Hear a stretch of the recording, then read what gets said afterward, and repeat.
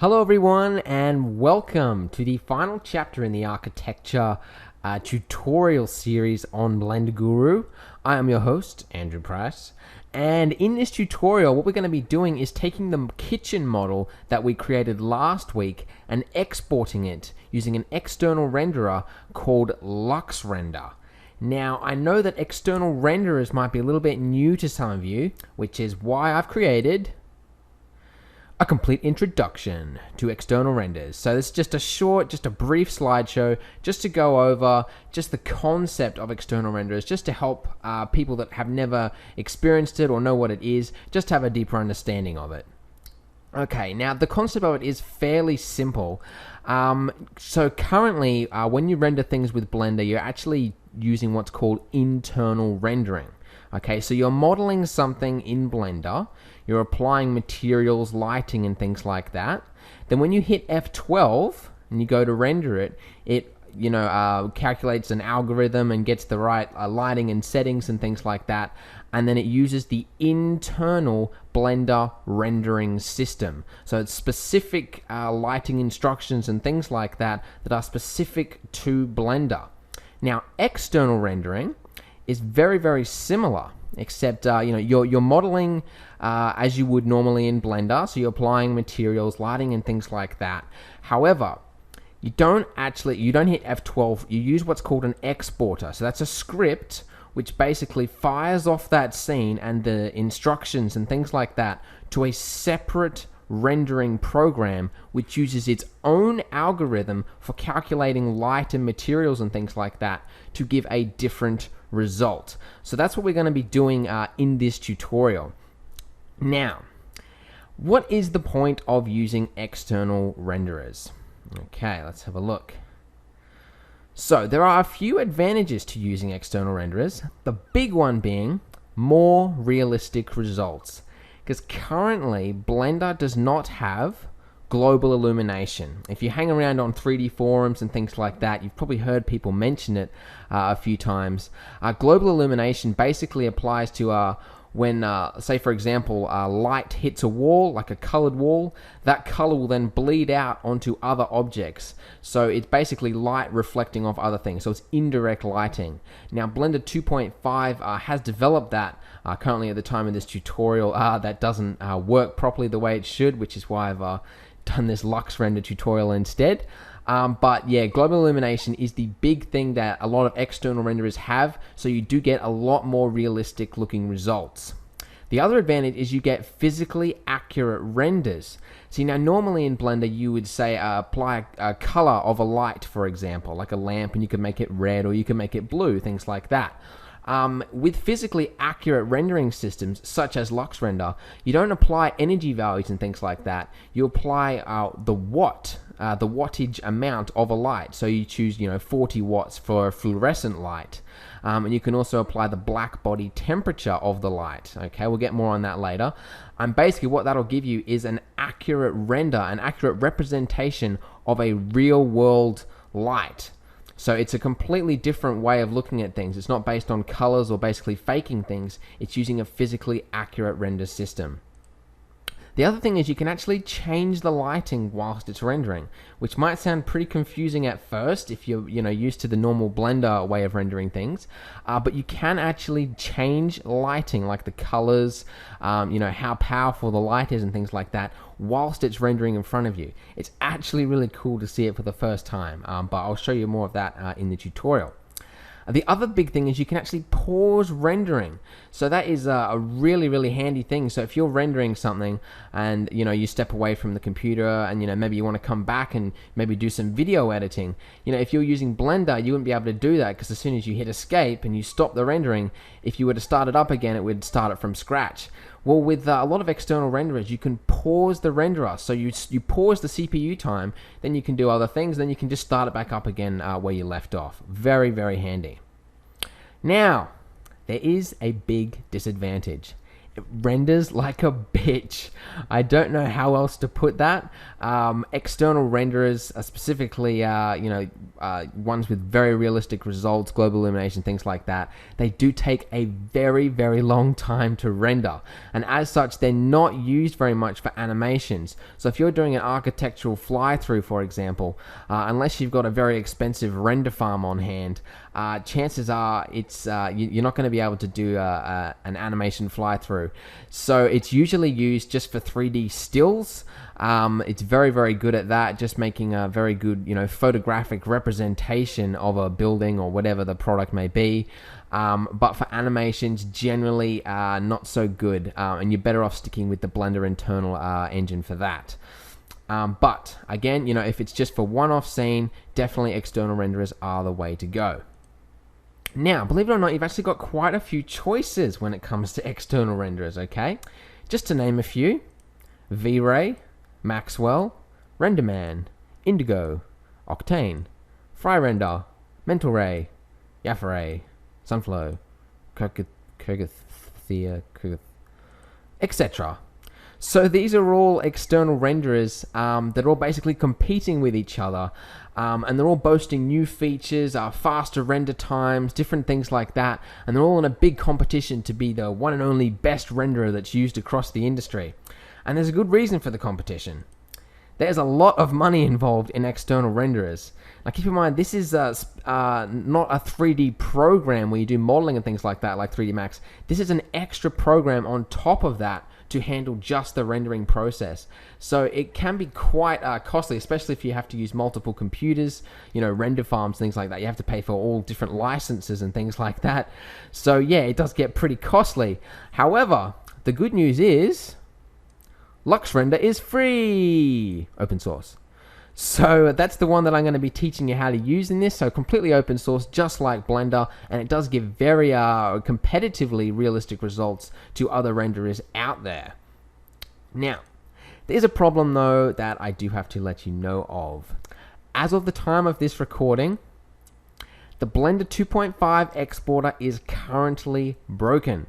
I read somewhere that there was an API change very recently in the Blender code which prevented this new exporter, which is a script that you put into Blender to make it work with an external rendering thing, and it doesn't work with Blender 2.5.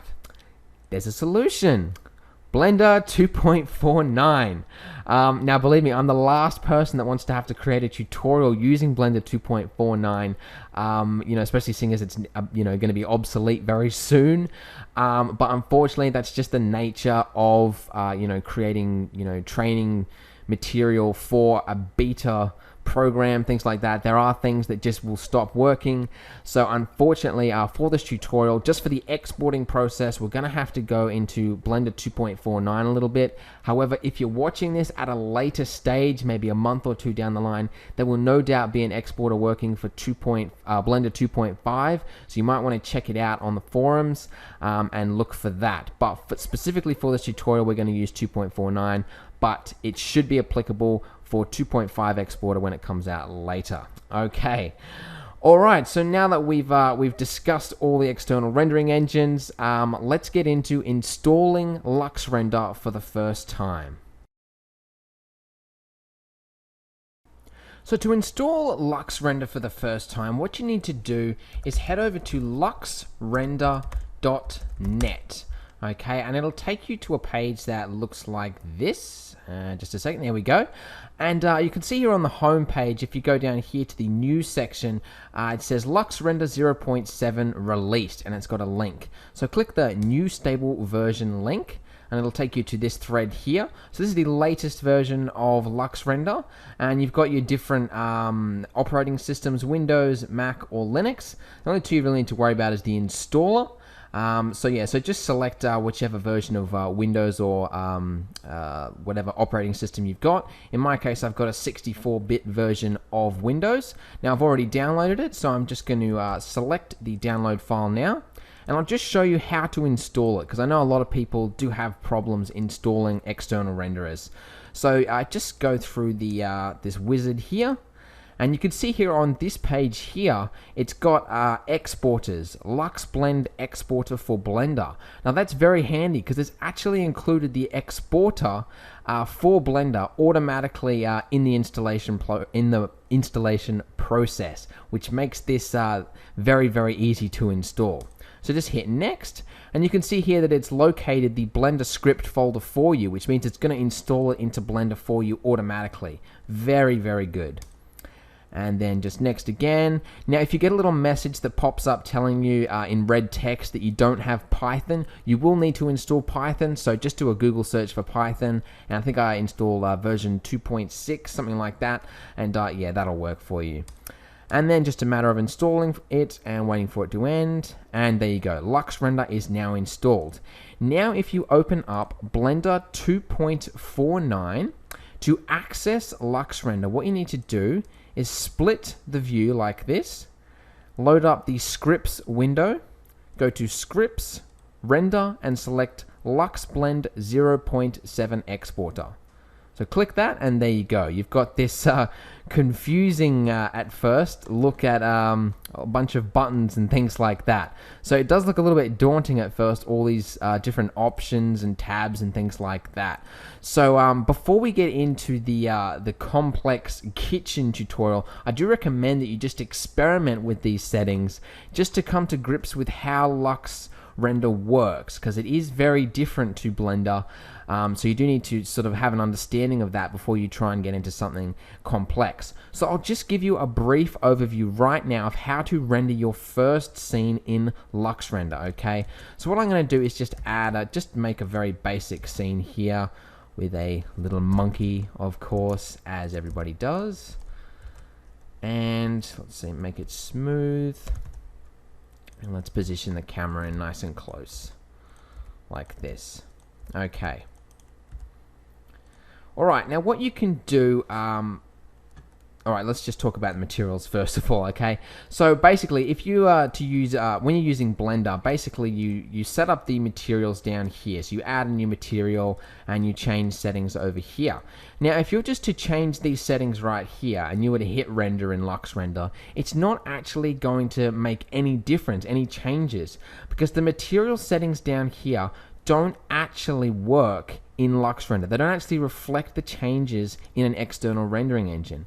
You need to change these settings up here. So these are the settings in LuxBlender, in the script. So these settings behave very differently to the way material settings in Blender works. So for example, for LuxRender, you have to actually select the material type, the one to start off with before you start changing something. So, so for example, for this one, I want to make this a glossy, this monkey, let's call it monkey, like this. Now, one thing to note is, although you're changing these settings right here, it is very, very good at guessing the settings that you want in Blender, okay? So, for example, let's say if I turn this specularity value down to 0, down here like this. Now, if you go up to here and with the material settings, with the selected material there, you can see you've got the drop list. If you click the C button there, you can see it says Convert Blender Material to LuxRender Material. So you click that, and it will automatically guess from the material settings you've got down here as to what settings to use for LuxRender. And it's actually very, very good at getting it right.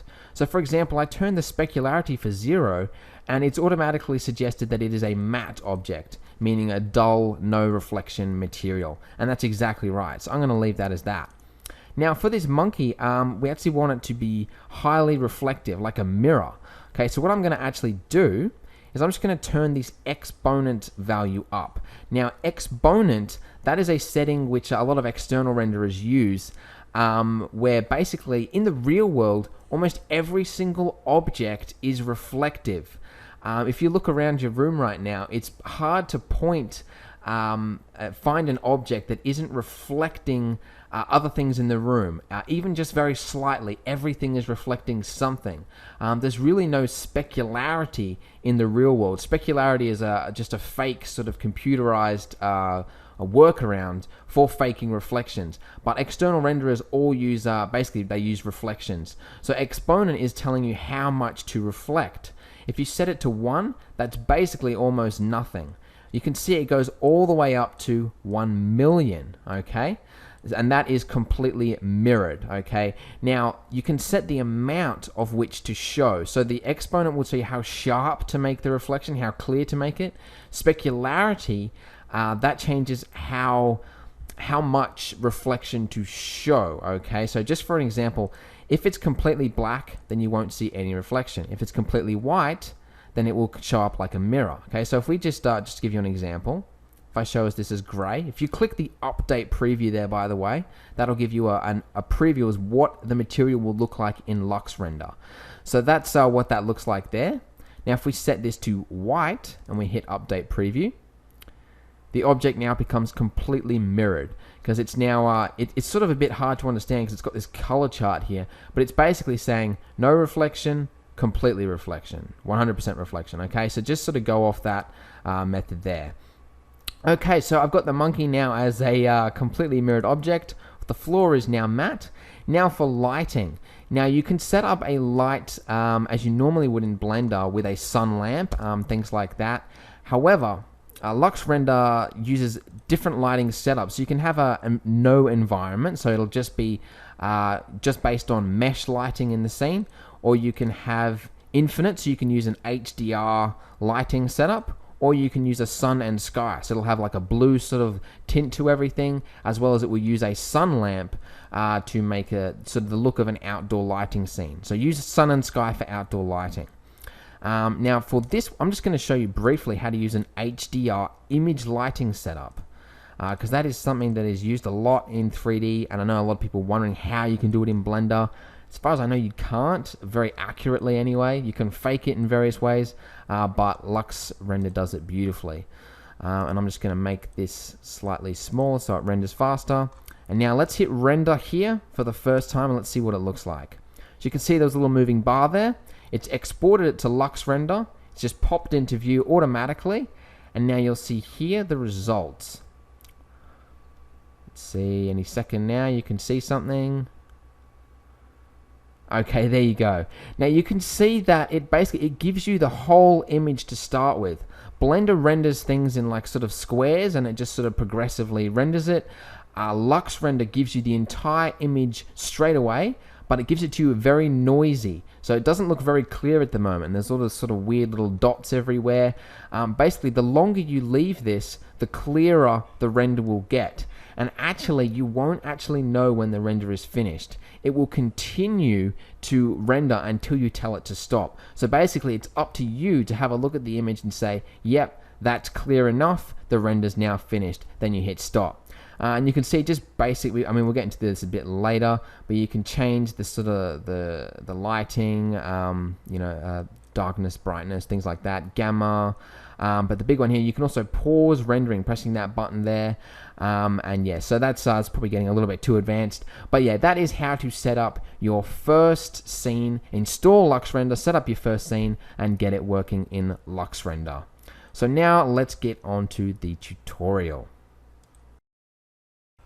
Alright, so this is where we left off the tutorial in part 1, where we've basically just got a finished kitchen model there. Everything's in place. We just haven't got any materials or lighting or anything like that set up. So we're now going to move into LuxRender. So as I said at the beginning, we will need to use Blender 2.49. So open that up. And what we're going to do is we're going to import that entire scene from 2.5 into 2.49. So to do that, let's delete everything currently in the default scene. And we're going to click File and then go to Append or Link. And what we're going to do is that's going to let us import that entire scene from 2.5 into 2.49. So locate the dot blend that you saved. And then from this list, select Object. And then press A. And that will select every single object in the scene, and then just click Load Library. And you'll see now you have exactly the way it was in 2.5, it's now in 2.49. The only thing you need to change is the dimensions of this camera view. We need to just set that as 1000 by 1200 as it was before. Okay, so it's as you can see, that's 2.5 and that's 2.49 there. So it's exactly the way it was. So what I'm going to do is just split this view here, and we're going to load up the Lux blend script. Okay, so what I'm going to show you first of all is how to set up the materials that I used for my scene. So we're going to add a new material. First of all, we're going to do the ceramic material. So that's the plates and these little pots and dishes and things like that. So I'm just going to call this material ceramic. And okay, you see over here. So what we're going to do is we're going to change the diffuse of this ceramic material to just a sort of a light white, something like that. And I'm going to make the exponent amount, say 500, just make it a little bit more reflective, and make the amount of reflective something else, sort of a better midway gray. And let's just have a look with the update preview, just to see how that looks. So that looks pretty much looking pretty ceramic-y, I would say, pretty close to how a plate would look. So what I'm going to do is leave the material settings now, and I'm just going to select every object that has that ceramic material, and then so that's just going around shift selecting all those objects, and then selecting the first material again, and then pressing Control L, and then select materials, and that will just give every single material that same material. I mean, every single object that same material. So that's a quick way of doing that. Next material I'm going to show you is the chrome material. So we've got a lot of things down here which are ultra shiny, like a mirror sort of. So what I'm going to do is add a new material, call it chrome. It's a good idea. And so what I'm going to do is set the specularity to something ridiculous. Now remember, 1 million, that's a maximum, like basically just like a mirror. We don't want to make it that sharp where it's just replicating the exact environment. I'm going to make it 900,000. Okay. Now if we clicked update preview here, we can have a look at how that looks. So you can see there, it's pretty sharp reflection, but it's very dull. If we set this as white, then that will make the entire reflection like it won't show any diffuse color, just completely the reflection. And we don't actually want that. We want a little bit of diffuse. I'm going to set the diffuse as black, and I'm going to make this specularity a 0.8. So what we're going to get is sort of a duller reflection than what we've got there. Let's just have a look. And there you go. So that's pretty accurate, I'd say, to how chrome looks in the real world. So we're going to leave that now, and I'm just going to select every object that is sharing that material. So that's all these shiny looking toasters and pots and pans and things down here. Got these mixers over here. There's a lot of chrome in this scene actually. That's pretty good. Also the sink over there, which I might just click this. Materials, there we go. By the way, I did read the comments. People said that I actually modeled this spring a complex way. You can actually use the screw modifier. I tried it, and you're right. Yeah, there's a new feature in the beta version of Blender 2.5 that allows you to use a screw modifier to very quickly model that spring shape. So just a quick note there. I've also got these pots here as well. I'm just going to give that chrome treatment. These utensils over here. All this rack, that sort of thing. All of that. As well as this little spice racky thing here as well. Alright, so those are all the materials. I'm just going to click that one there. Control L, materials, there we go. So now all those materials are now sharing the correct chrome material. Next one I'm going to show you very quickly is the white cabinet. So looking at the reference image that we had last time, the cabinet's very shiny. One of those like modern kitchens. So it's a little bit, yeah, as I said, more shiny than what you'd normally find for a kitchen. So we just need to be mindful of that. I'm going to try 500 and just see how this looks as a cabinet material. So that's it's looking pretty good, I'd say. Maybe just up it slightly, just to give it a little bit more reflection. So that's I'd say that's pretty close to how the cabinet looks from the photo. Now, I will note that in basically to create to get the most out of your renders and get the best looking result, it basically comes down to how much time you spend on things like materials and lighting and just tweaking and tuning things to get the right material. Now I'm rushing through things here just for the sake of this tutorial, but you do need to spend a lot longer, if you're wanting to create something that you could, I suppose, put in your portfolio and get a nice looking result. Yeah, definitely spend a lot longer than what I am here. Okay, so those are all pretty in place now. So what I'll show you now is just something a little bit more complex. That's this bench top here. So this bench, I want it to have a wooden texture. So what I need to do is I'm going to basically just apply the texture as I would normally in Blender, and then we're going to see if this LuxBlend can basically guess and convert the material. So what I'm going to do is, first of all, UV unwrap this this object here. So I'm just going to very quickly just select these edges here, those ones there, mark seam. I'm going to split the view, select UV image editor. I'm going to unwrap it. Now the image I'm actually going to use is one of CG Textures. I'll provide a link to it if you like, but it's Woodfine 48. So if you want to use that, by all means you can. It's just one I found works quite well with the bench. So it gives it a, I don't know, like a rustic sort of look to it, which I thought looked kind of cool. Just going to move that across, scale that up. So that's just going to squish it in a little bit more, so it looks like there's more wooden planks, I suppose. That's pretty good. So yeah, as I said, I'm just going to set this up as a material as if I was going to be rendering it in Blender. So I'm going to add the image. Select, whoa, that's a piece of bread.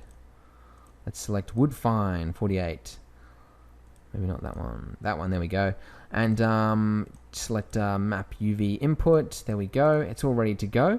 Now, if we go over, let's set this as bench. I'm going to close that off now. And let's select this bench from there. Now, yeah, it's if we select convert material there, you can see that it's now automatically set up this texture. And basically taken those material settings from down there into the texture settings up here. And if we click update preview, let's just have a look at how this looks. You can see that it's pretty much predicted it exactly the way the material should look. So I think we can leave that as is.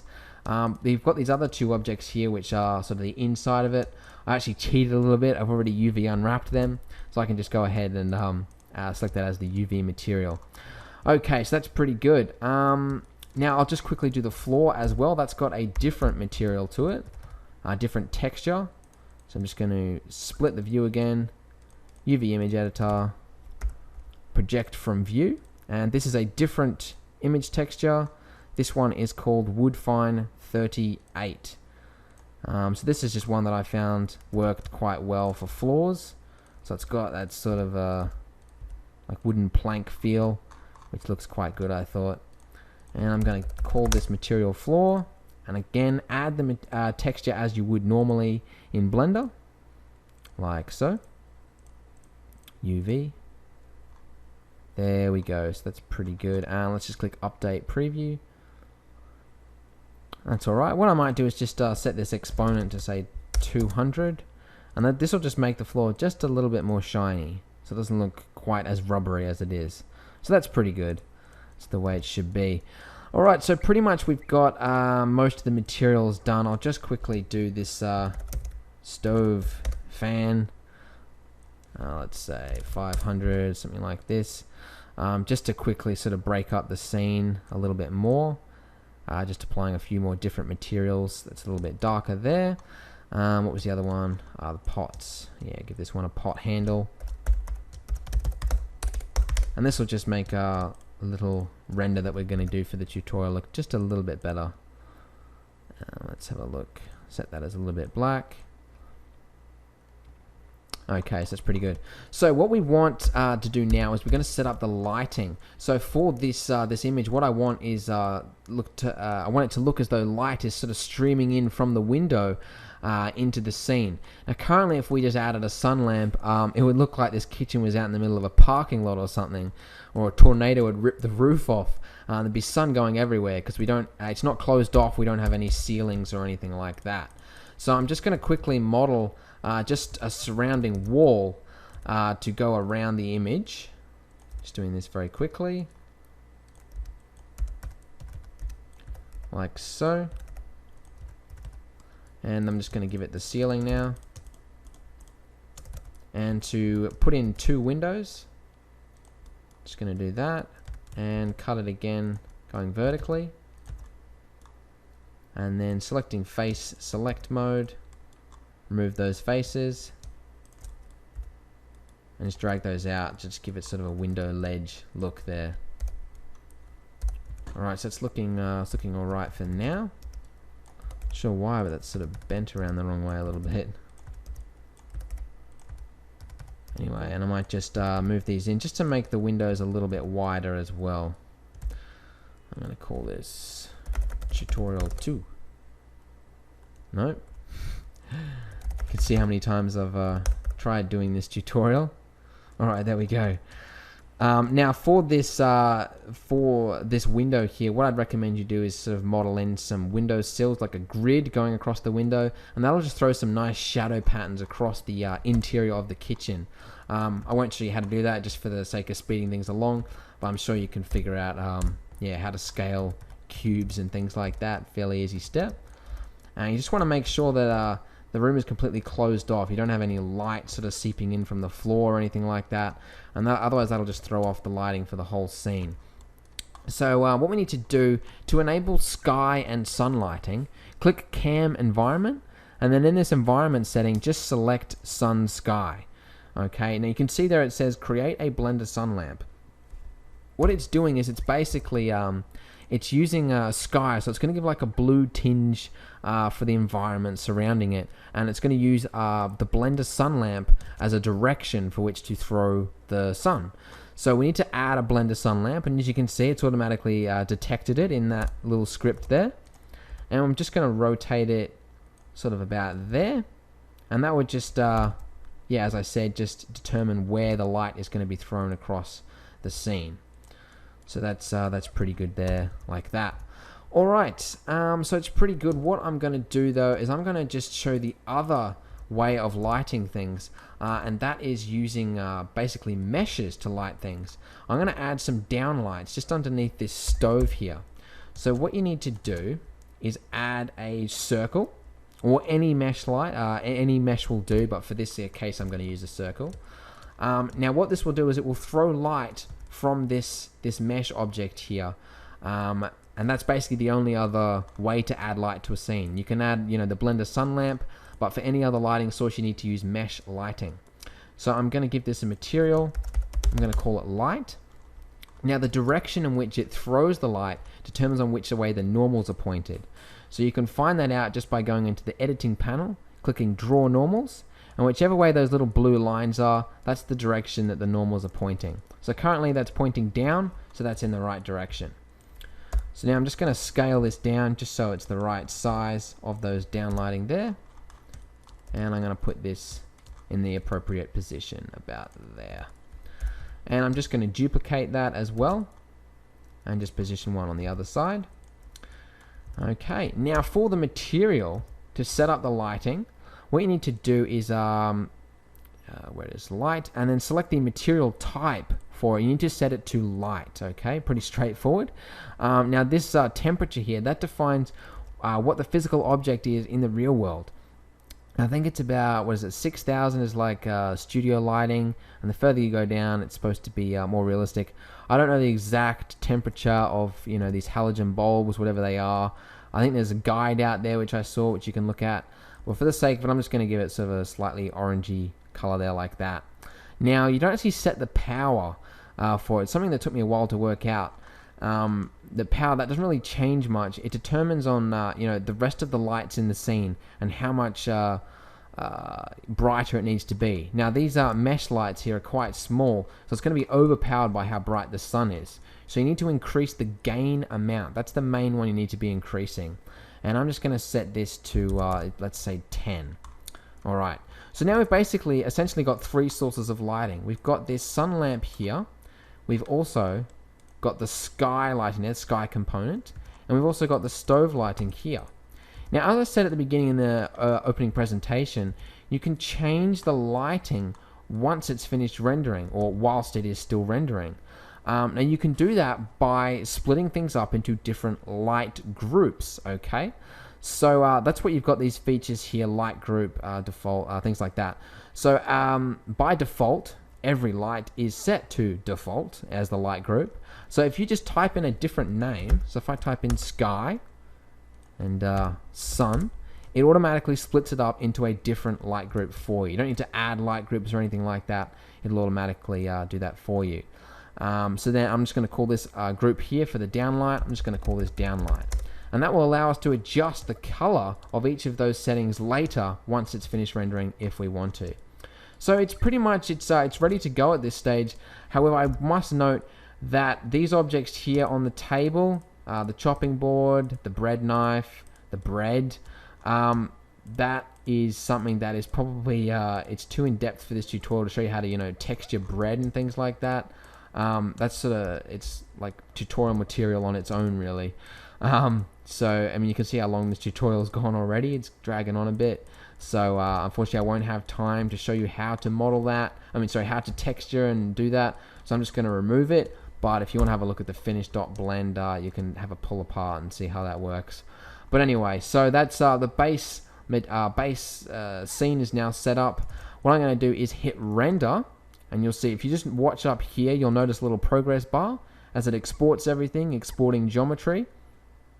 You'll see it loads up. Takes a little while to export all the geometry.